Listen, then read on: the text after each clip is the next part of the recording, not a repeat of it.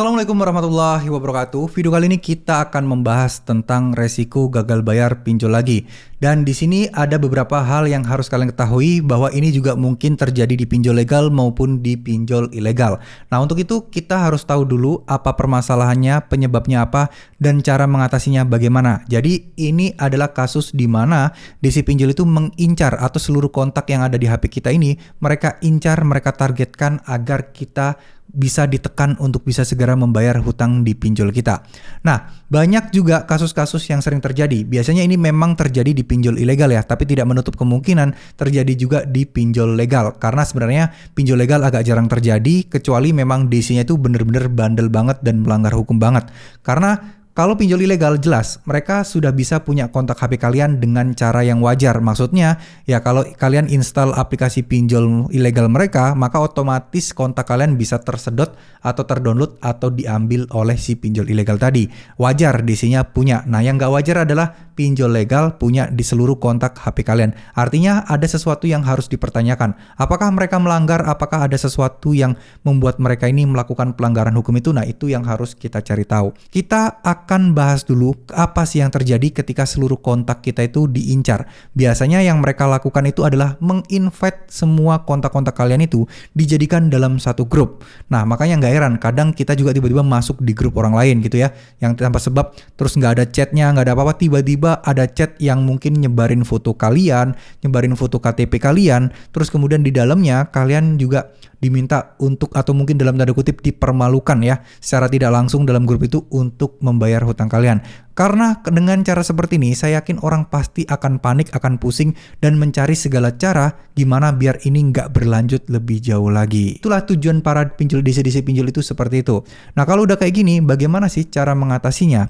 Kalau kalian sudah ada indikasi bahwa kontak kalian ini disedot, terus kemudian akan dibikinkan grup kayak gini, jalan satu-satunya adalah teman-teman harus menghubungi satu-satu teman-teman kalian. Atau kalau nggak mau ribet, bisa broadcast message ya. Nah, kasih tahu semua teman-teman di kontak kalian itu bahwa HP kalian habis dihack, HP kalian habis dibobol, jadi semua kontaknya tersebar, dan nanti akan ada orang-orang yang mengatasnamakan pinjol dan sebagainya. Mohon untuk tidak ditanggepin, karena nanti kalian takutnya akan jadi target selanjutnya. Ya, mungkin kalian bisa kasih sebuah saran. Kalau mereka mengirim link, ngirim foto, ngirim gambar, tolong jangan dibuka karena itu mungkin bisa jadi mengandung virus. Maka teman-teman kalian pasti nggak bakal berani untuk buka chat-chatan itu, gambar itu, dan lain sebagainya. Ini penting banget untuk kalian lakukan, setidaknya kalian bisa mencuri start terlebih dahulu. Nah, bagaimana kalau sudah terlanjur dipermalukan di grup? Ya, nggak ada cara lain. Kalian minta maaf ke teman-teman kalian, kalian jelaskan, dan suruh atau minta tolong ke teman kalian untuk ngeblok aja kontak tersebut dan left group aja semuanya. Nah, itu akan jauh lebih baik untuk sebagai setidaknya perlawanan terhadap DC pinjol yang nakal seperti tadi, teman-teman. Jadi intinya nggak perlu takut ya, ini adalah resiko yang harus kalian hadapi, tapi coba dipikirkan baik-baik. Apakah resikonya seberat itu, sesulit itu? Kan tidak ya, teman-teman. Jadi nggak ada alasan buat kalian berpikir keras. Ya, paling malu cuman sebentar sih, teman-teman, daripada kalian mengorbankan hal-hal lain dengan gali lubang tutup lubang, nyari pinjaman sana sini untuk dana talangan.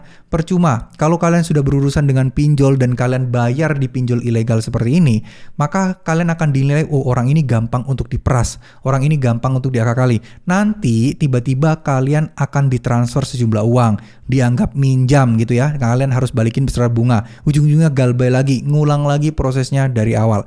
Nah, inilah yang harus teman-teman hindari. Jangan mau menurut begitu aja sama pinjol ilegal ya. Kalau perlu, kalau sudah ada kasus kayak gini dan beres, teman-teman blokir aja nomor rekening kalian itu, kalian daftar aja, buka rekening lagi aja. Kan buka rekening gampang kan, sekarang bisa dari HP juga, bisa dari rumah juga. Jadi rekening lama kalian tutup, biar si pinjol-pinjol tadi itu tidak bisa seenaknya mentransfer ke rekening kita. Karena kalau sudah transfer ke rekening kan artinya sudah ada pemasukan dan kalian harus balikin, dan mereka menganggap kita pinjam. Padahal kan kita sudah balikin, padahal kita juga nggak minjam. Nah, itu akan dijadikan alasan dan mereka nggak mau tahu kita harus membayar utangnya. Jangan sampai hal-hal ini terus terjadi. Semoga teman-teman bisa aman-aman. Semoga yang belum kena dampak, semoga tidak kena dampak. Dan buat yang sudah kena dampak, sabar aja dulu.